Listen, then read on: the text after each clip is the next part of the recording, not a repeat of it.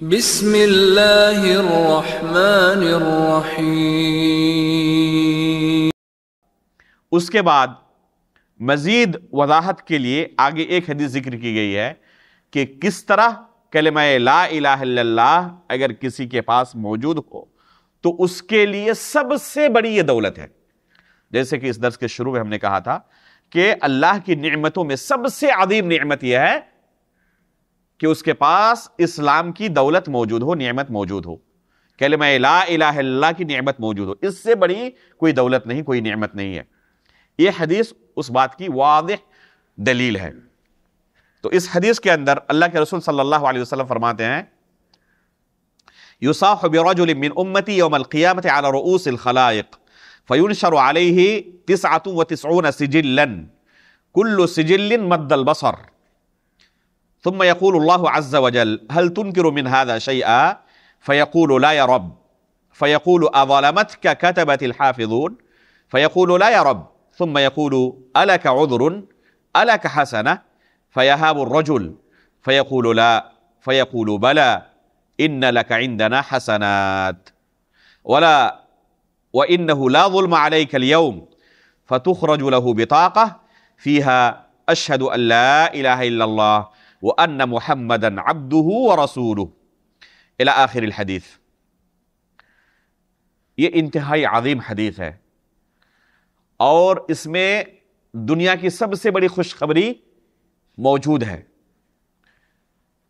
اللہ کے رسول صلی اللہ علیہ وسلم فرماتے ہیں کہ قیامت کے دن ایک شخص کو تمام لوگوں کے سامنے حاضر کیا جائے گا اور اس کے سامنے اس کے گناہوں کے 99 رجسٹر پھیلا دیے جائیں گے۔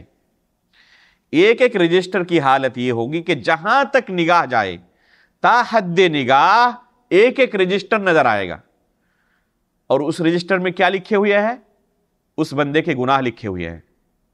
پھر اللہ رب العالمین اس بندے سے کہے گا هل تنکر من هذا شیئا، ان رجسٹروں میں جو گناہ لکھے ہوئے ہیں ان میں سے کسی ایک گناہ کے بارے میں بھی تمہیں انکار ہے؟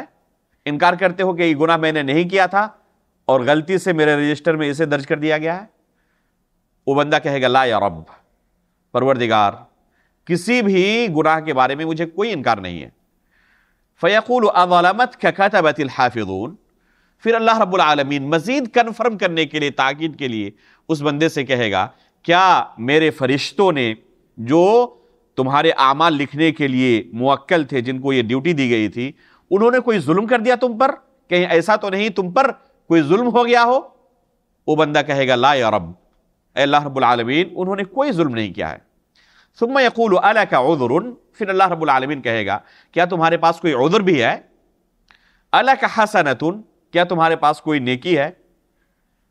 اللہ رب العالمین سے وہ بندہ انتہائی ڈر جائے گا اور کہے گا کہ پروردگار میرے پاس کوئی عذر نہیں اور میرے پاس کوئی نیکی بھی نہیں۔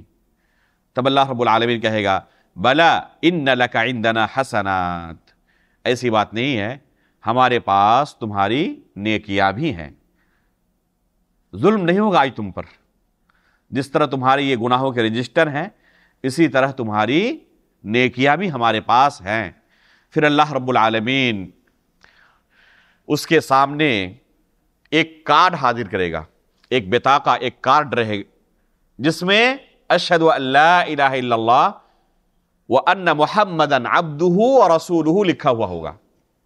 کلمہ شہادت، جس کلمے کے اقرار کے بعد ایک انسان دائرہ اسلام کے اندر داخل ہوتا ہے، اس کلمے کو اس کے سامنے دکھایا جائے گا، حاضر کیا جائے گا ایک کارڈ میں۔ وہ بندہ کہے گا کہ اللہ رب العالمین ان 99 رجسٹروں کے سامنے اس کارڈ کی کیا حیثیت ہے؟ کہاں یہ گناہوں کے رجسٹر اور کہاں یہ چھوٹا سا کارڈ؟ اللہ رب العالمین اس بندے سے کہے گا انک لا تظلم، آج تمہارے اوپر کوئی ظلم نہیں ہوگا۔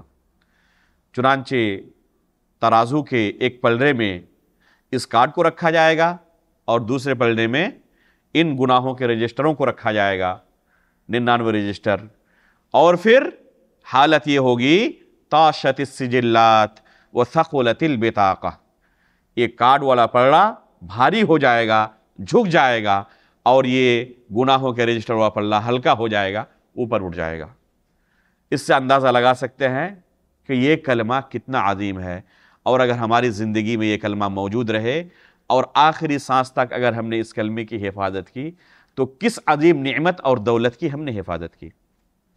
اگر اس طرح کے مسائل کو لوگوں کے سامنے بیان کیا جائے اور کہا جائے کہ یہ چیزیں ایک انسان کے عقیدے کے اندر خلل ہے، اسے دائرہ اسلام سے خارج کر سکتی ہیں، تو لوگ ناراض ہوتے ہیں اور کہتے ہیں کہ ہمیشہ یہی مسائل آپ بیان کرتے رہتے ہیں، کیوں نہ بیان کریں؟ اس لیے کہ یہی تو سب سے اہم دولت اور اہم نعمت اللہ کی ہمارے پاس موجود ہے۔ اگر اس کی ہم نے حفاظت کر لی اپنی موت تک اور اسی پر ہماری وفات ہوئی، فَلَا تَمُوتُنَّ إِلَّا وَأَنْتُمْ مُسْلِمُونَ، تو اللہ رب العالمین کی جنت سے ہم محروم نہیں ہوں گے۔ اللہ رب العالمین کی رحمت سے ہم دعا کرتے ہیں کہ اللہ رب العالمین ہمارے تمام گناہوں کو معاف کر کے ڈائریکٹ ہمیں جنت میں داخل کرے۔ تو یہ سب سے بڑی دولت ہے، اس سے بڑی کوئی دولت نہیں ہے، اور اسی فضیلت کو اگر ہم حاصل کرنے کے لیے یہ محنت کر رہے ہیں تو ظاہر سی بات ہے کہ یہ محنت جتنی بھی ہم لگا لیں، جتنی بھی کر لیں، اپنی پوری زندگی اس کے لیے لگا دیں، تب بھی بہت کم ہے۔ اس لیے اس کلمے کی حفاظت ضروری ہے، اس نعمت کی حفاظت بہت ضروری ہے۔ اور وہ حفاظت کس طرح ہوگی؟ سب سے پہلے اس کے تعلق سے علم حاصل کیا جائے کہ کون سی چیزیں آخر اس کلمے کے تقاضوں میں سے ہے، شروط و ضوابط میں سے ہے، اور کن چیزوں سے یہ کلمہ ختم ہو سکتا ہے، ٹوٹ سکتا ہے۔ یہ ایسی چیز نہیں کہ ایک مرتبہ کسی نے اپنی زبان سے اقرار کر لیا تو اس کے بعد آزادی حاصل ہو گئی، کچھ بھی کرتا رہے وہ کلمہ محفوظ ہے، جیسے کہ مرجیہ کا کہنا ہے۔ اور نہ ایسا ہی معاملہ ہے کہ کوئی گناہ سرزد ہو جائے شیطان کے چکر میں پڑھ کر تو وہ اسلام سے ہی خارج ہو جائے۔ اس لیے ان دونوں گمراہیوں سے، ان دونوں گمراہ افکار سے بچنے کی ہمیں ضرورت ہے، اور جو اہل سنت والجماعت کا عقیدہ اور منہج ہے اسے جاننے کی ضرورت ہے، تاکہ ہم صحیح طریقے سے اپنی زندگی گزار سکیں۔ اس کے بعد